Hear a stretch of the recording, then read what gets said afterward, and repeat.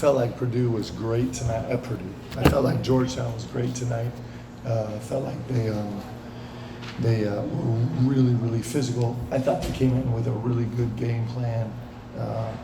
It was exactly what we had kind of hoped to get out of this game. We just hoped we would have a different outcome.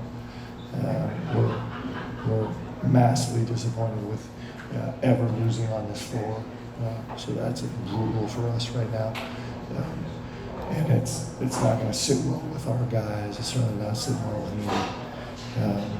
And this is an unbelievable opportunity for us to learn so much. And so it's both those things, but that's never going to be an okay outcome for us. Hit me. Well, Mark, you talked about learning so much about your team in these exhibitions. Do you learn more from beating preseason #1 Purdue, or do you think you learn more from taking on the China? I think both. I think it's really important. Like, this is a really, really important game for us. You're always looking to get exposed. Through these 6 weeks, you're trying every way you can to expose yourself. And they did an unbelievable job about exposing spaces where we don't expose ourselves, and Purdue didn't expose us. And so it's a terrific opportunity for us to learn, which is what we want right now. But at the same time, we don't do this year, so it's both. Mark, you talked about wanting to be a top 10 team in defensive efficiency this season. That's a really important goal for you guys. What now that the regular season is almost here, what gives you the confidence that that's a realistic goal for this team? Well, I do think we have some toughness and some fight. Although we were out physical the whole night tonight, they really picked on us, which is going to be something that I'm grateful for that, in the sense that it just puts it on film for our guys to understand it better. But they were really successful. I thought Ed did an unbelievable job picking on us, and put some of our guys in the grinder, and guys, we just weren't ready to step up to that challenge as a team. They did a nice job in the first half exploiting some ball screen and defensive issues.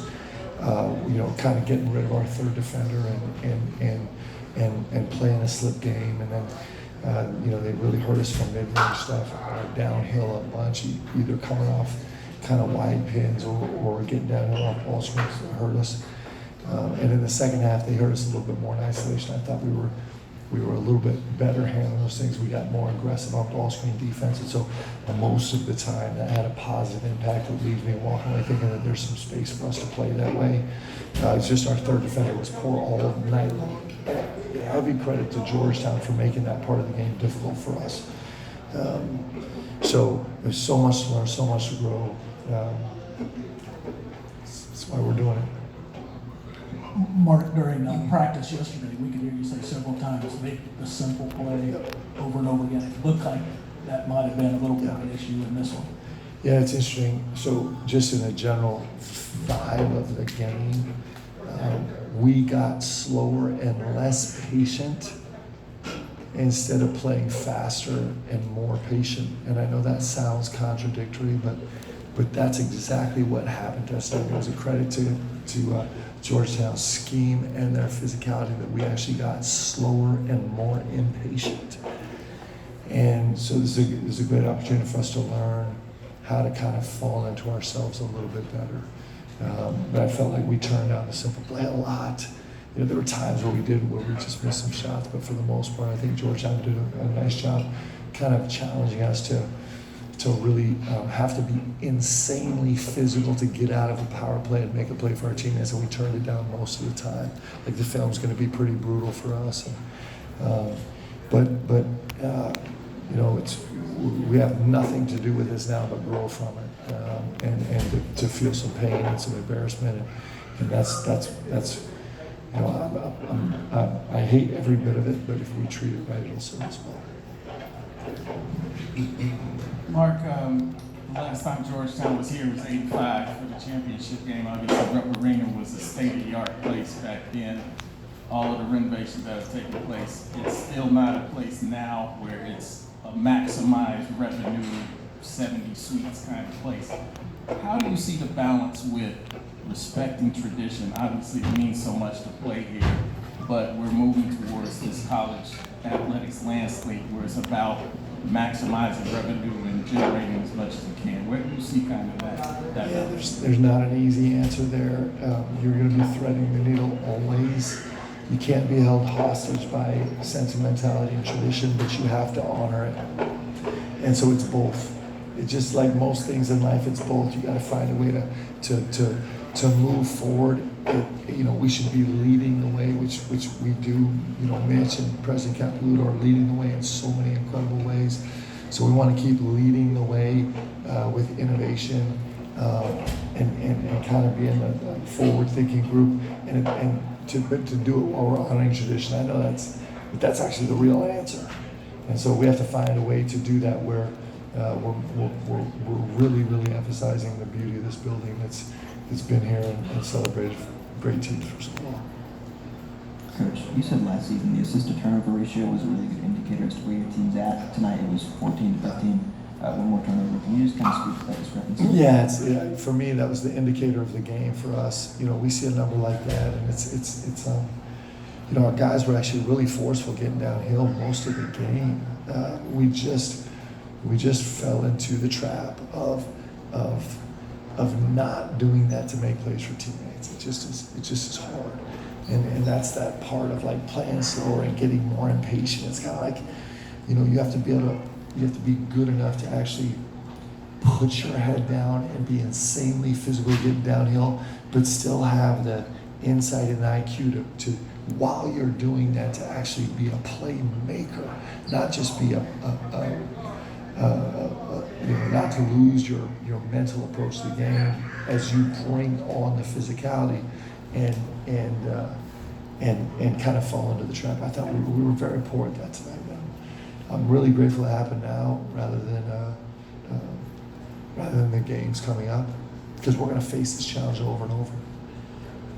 I'll be honest with you, like, this is painful. We're not going to sleep. This is never acceptable here. It's the worst thing in the world. And I'm really grateful for it that it's happening now, because it gives us a chance to try and learn and grow. And we need to do that. We can. I got unbelievably competitive guys. I have beautiful guys. And they care, and they're smart, and will really, really learn and grow from this. So in that sense, I couldn't ask for anything better. And, in a terribly awful, painful exhibition game. Mark, it's kind of obvious what Jaden brings to the table defensively, his shot blocking and rim protection, but without having Jalen and Denzel, other than being upperclassmen, what are you missing when they're not out there defensively? Well, just a little bit more familiarity with being at the point of attack. But it's a great opportunity for our younger guys to grow. It's Colin Chandler's first start ever. Jasper Johnson, was put under real duress tonight, which is exactly what he needs. That's how you grow and get better.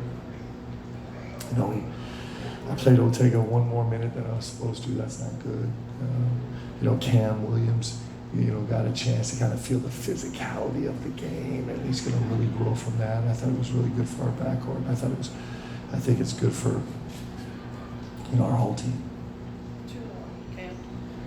Mark, you mentioned Colin getting his first opportunity to start tonight. I guess first off, can you provide us with an injury update on Denzel and what he's dealing with and the severity of that? And secondly, what Colin showed you tonight, both good and bad, on the court? Yeah, DA's just got a sore leg.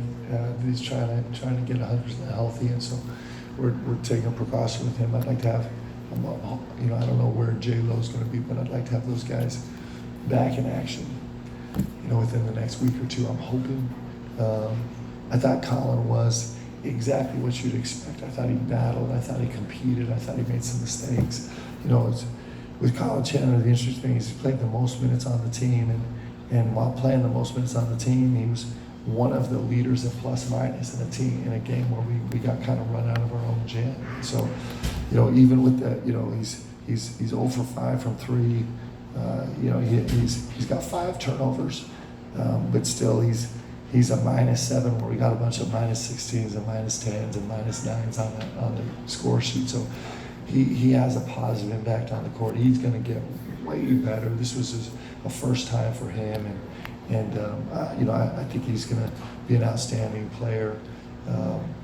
We just their disruptive game plan to us. It was just an Aggie switch with a heavy bottom and then zoned up big a little bit of a medium zoned up big. But that package is not something we play against ourselves, but we see it all the time in the course of the season. And so that was hard for our whole team to navigate a little bit. So I thought Colin was exactly what you saw tonight, both good and bad. He's going to be a terrific player. Mark, you talk about your 1996 team all the time, and everybody knew how great that team was going to be from the very beginning. In your time as a head coach, how long has it usually taken you to really realize how good your team was going to end up being? I don't think it takes too long.